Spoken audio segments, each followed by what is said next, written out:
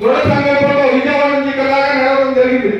మరి రేపు జరిగే కార్యక్రమం ఖచ్చితంగా ఈ వర్షానికి వ్యతిరేకంగా ఖచ్చితంగా మనందరం ముందుకెళ్ళాలి.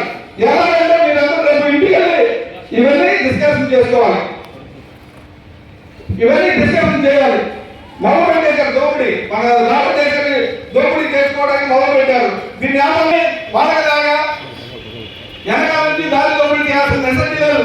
వారికి దాకా రైల్వే అమ్మేసి అదాన్ని కట్టబెట్టాల్సిన అవసరం లేదు. వారికి దాకా పోర్టులు అమ్మేసి అదాన్ని కట్టబెట్టాల్సిన అవసరం లేదు. మనమేంటి మన హక్కుల కోసం పోరాడాలి.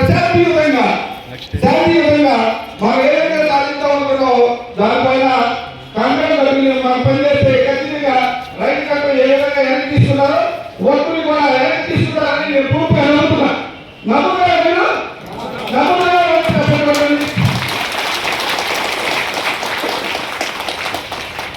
కానీ మన వర్గం 10 మంది అయితేనే ఇది సాధ్యమవుతుంది. మన వర్గం 10 మంది అయితేనే ఇది సాధ్యమవుతుంది.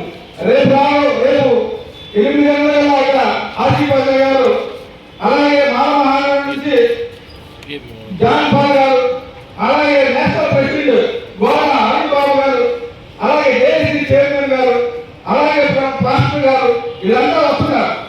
అంటే అన్ని కులాలు కూడా అన్ని మతాలు కూడా మనకి అందరిగా ఉండడానికి వస్తున్నారు. ఖచ్చితంగా ఇక్కడి నుంచి 3 వెళ్ళేసరికి అక్కడ ఉన్న మన ముస్లిం వాళ్ళు, అక్కడ ఉన్న మన బీసీ సంఘాలు